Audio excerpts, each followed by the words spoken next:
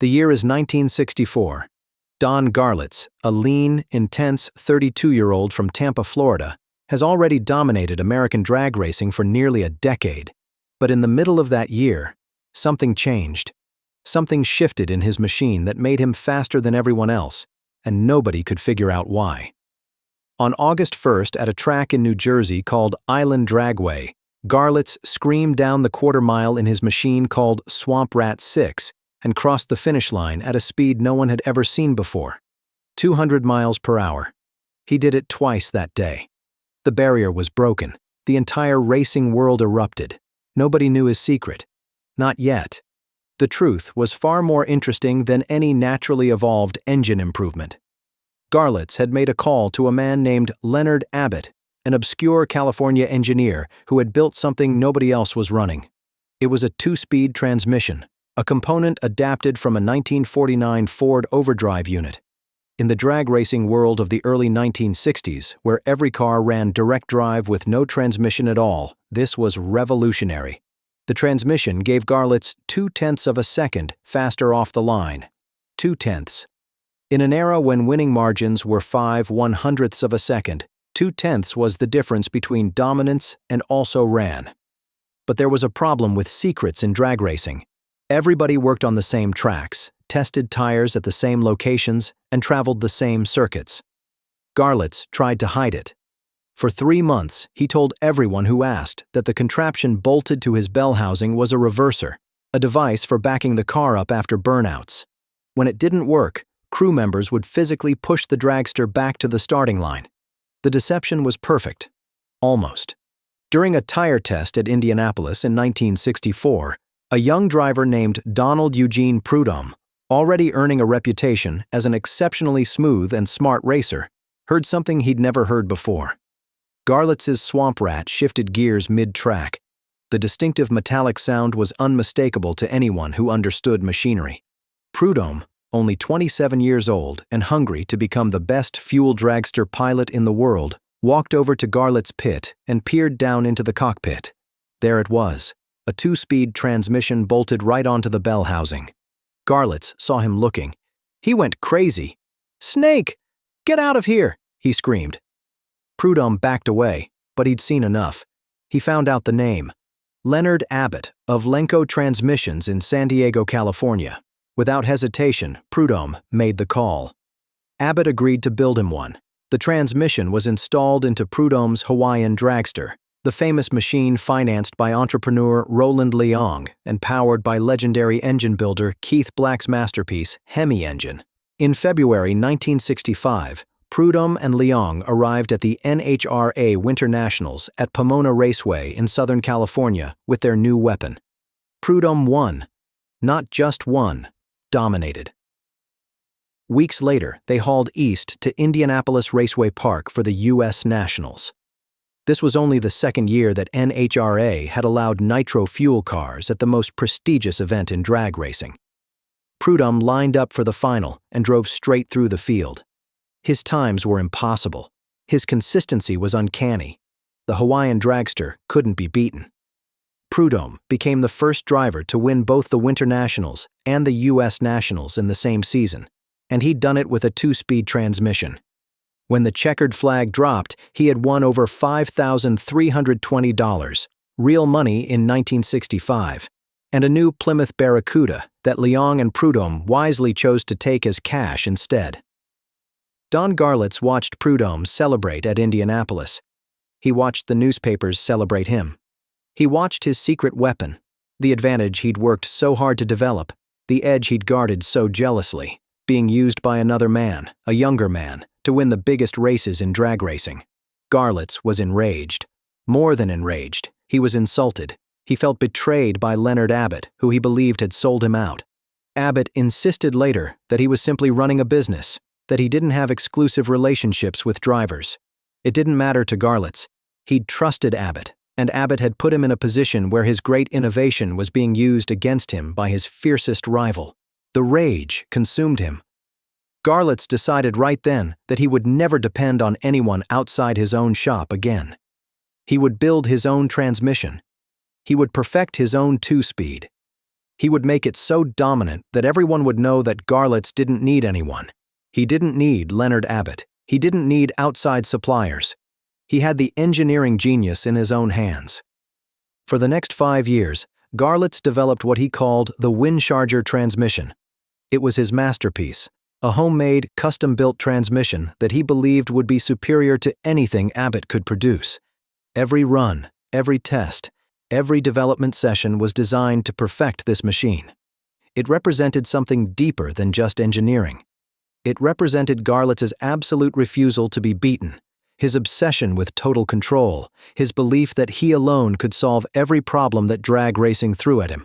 By 1969, Swamp Rat the 13th had been constructed around this transmission. The car itself was beautiful. Jet black, low-slung, with Smothers Brothers sponsorship emblazoned on the side. But the real jewel was under the hood and behind the driver's seat.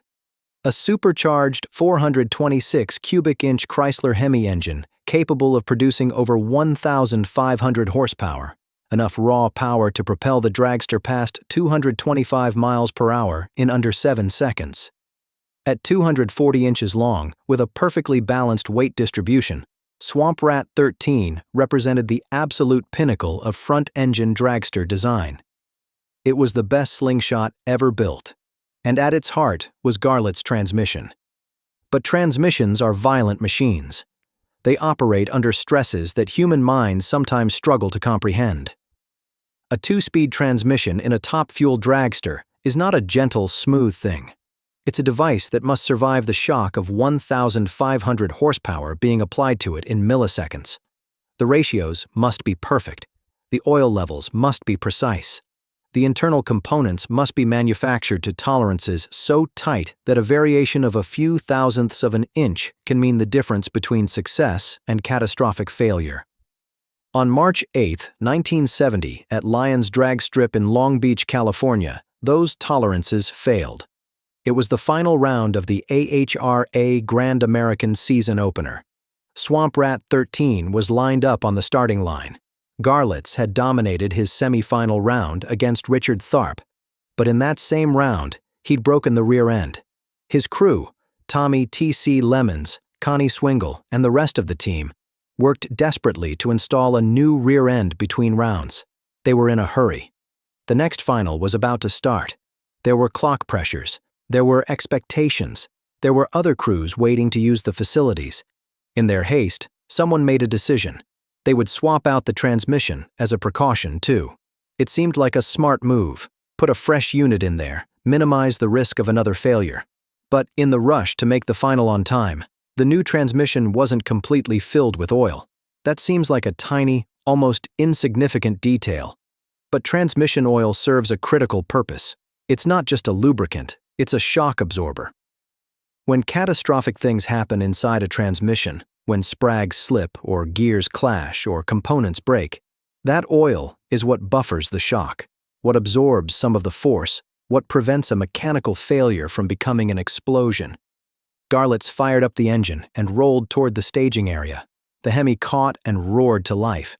He did a burnout, backing up, probably with some satisfaction, since he'd invented that reversing system back in the days when the Lenco transmission couldn't do it. He staged the car. The Christmas tree came down. The lights flashed yellow, yellow, yellow, and green. Garlits drove up the throttle. The transmission's sprag, the roller clutch mechanism that locks the engine to the transmission during acceleration, failed. It rolled over the drum. The engine, suddenly disconnected from the transmission load, began to over-rev. It spun faster and faster and faster. The transmission drum, instead of absorbing that energy and transferring it to the rear wheels, spun backwards, faster than it should. 3 times normal speed. The RPMs climbed. 10,000, 15,000, 20,000, 25,000, 30,000. At 30,000 revolutions per minute, the transmission exploded. There is no other word for it. The explosion was so violent that it literally sawed Swamp Rat 13 in 2 pieces in front of the cockpit. Shrapnel tore through the car. The blast threw Garlits from the cockpit, tumbling him down the track in a broken, mangled mess. When he finally came to a stop, the medical personnel saw something that made their blood run cold. The blast had severed all the toes on his right foot. Not crushed, not broken, severed, completely cut off. Garlits was 38 years old.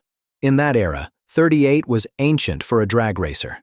As he was being carried to the ambulance, people in the crowd were wondering if they'd just witnessed the final run of Don Garlits' career.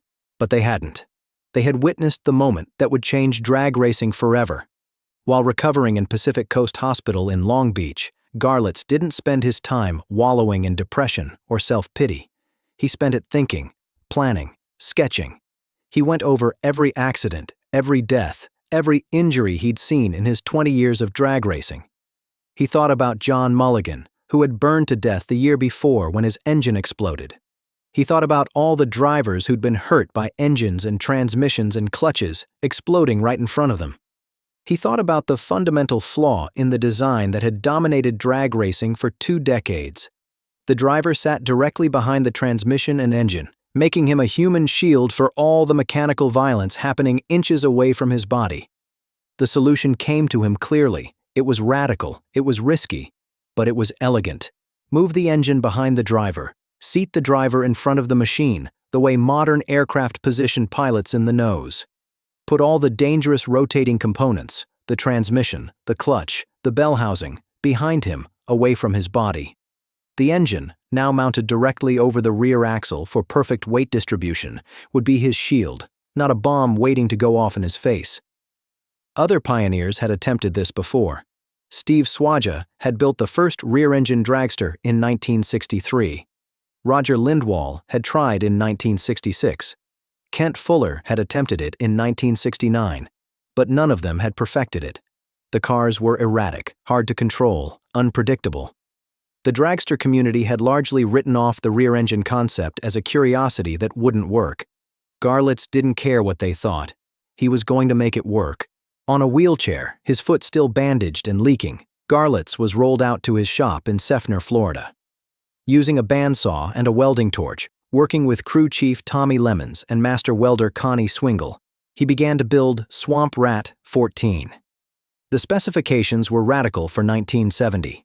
A 215-inch wheelbase, an 82-18 static weight balance, engine over the rear axle, driver way up front, a supercharged 426 Hemi producing over 1,500 horsepower, now positioned behind the driver instead of in front of him. By December 1970, the car was ready for testing. They took it to Sunshine Drag Strip in Sebring, Florida. But something was wrong. The car was nearly impossible to drive in a straight line. Every tiny steering input caused massive direction changes. The car would veer off the track. It would nearly roll. Garlits couldn't keep it centered. The detractors were right, it seemed. The rear-engine concept simply couldn't work in a dragster.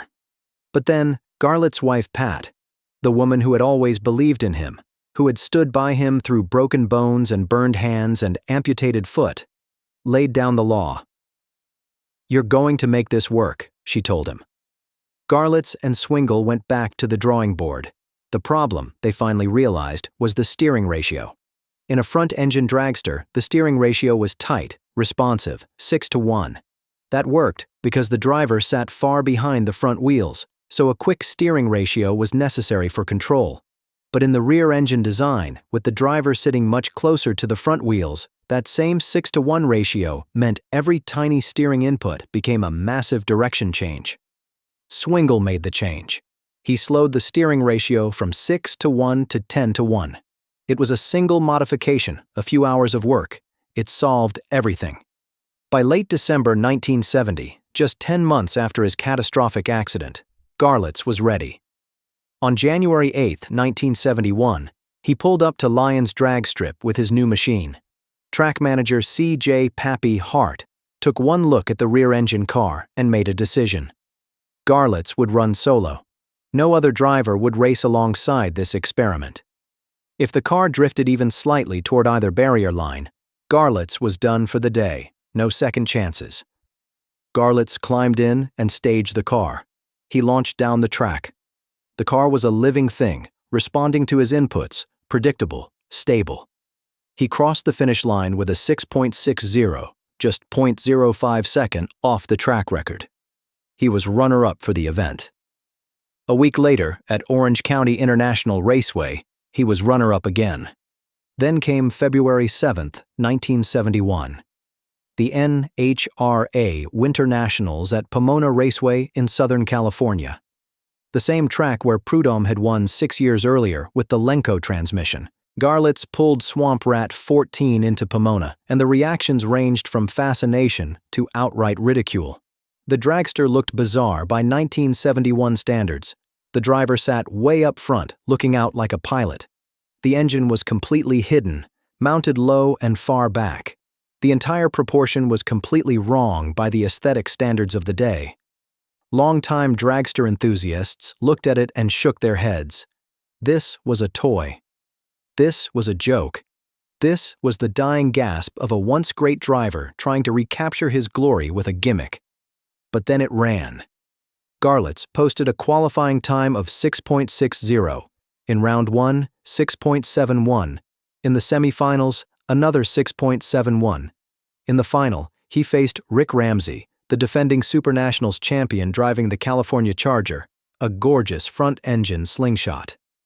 Ramsey posted a 6.642, the fastest pass of the entire meet, low ET honors. But Garlits launched faster. He got there first. Whole-shot victory. Garlits became the first top fuel driver to win the Winternationals twice, and he'd done it with a rear-engine car. The racing community was stunned. This wasn't a fluke. This wasn't a gimmick. This was real. In April 1971, Garlits added a wing to the car, a modification he'd first tried back in 1963 and then abandoned. But on the rear-engine design, the wing worked differently. It created the downforce he needed, without the stability issues of the old slingshots. The wing dropped his times by a quarter second. It added 10 miles per hour to his top speed. The car was suddenly untouchable.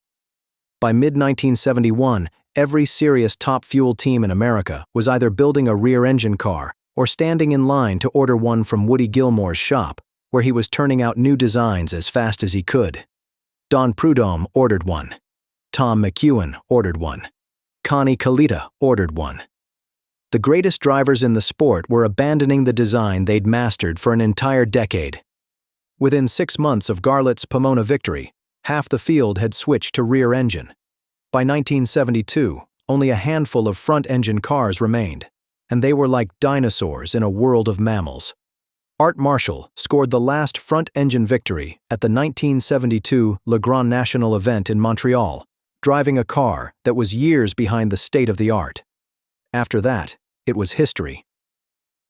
The slingshot, the iconic design that had dominated drag racing from 1954 through 1971, was overnight obsolete, completely, utterly, gone. What happened next was remarkable. Within 2 years, the entire sport had transformed. Not just the cars, but the drivers themselves. Garlits won again and again. By the end of 1971, he'd set a new low ET at 6.21 and a new top speed of 243 miles per hour. The improvements were staggering. The evolution was breathtaking. But the most important change wasn't in the times or the speeds. It was in the death statistics. In 1969, drag racing had recorded 7 fatalities in top fuel. In 1970, 6 deaths and dozens of serious injuries. In 1972, after the rear-engine revolution had taken hold, there were only 2 fatalities in top fuel. In 1975, for the first time in the sport's history, there were 0 fatalities in top fuel for an entire season. Garlits' transmission explosion, the severing of his foot, the destruction of his car, all of it had led directly to the design that literally saved lives. Every single top fuel dragster racing today, from the current generation of machines screaming down the track at 330 miles per hour in under 4 seconds, uses the basic configuration that Garlits designed while recovering from his injuries. The design spread beyond drag racing. Rear engine became standard in Formula One racing. Indy cars adopted it. Sprint cars went rear engine. The entire motorsports world learned from what Garlits had pioneered. Australian drag racers adopted the design immediately. European teams that had struggled with front-engine designs suddenly became competitive. Japanese engineers studied Garlits' designs and applied the principles to their own motorsports. All because one man, furious about losing his secret advantage, built a transmission that exploded. All because he refused to accept that injury meant the end. All because he went back to the drawing board and reimagined an entire sport. The transmission that Prudhomme discovered at Indianapolis in 1964 launched the career of the Snake. The transmission that Garlits built in secret for 5 years exploded at Lyons in 1970. And from that explosion, from the fury that drove Garlits to perfectionism, from the blood and the broken bones and the severed toes, came the innovation that saved thousands of lives and transformed drag racing forever.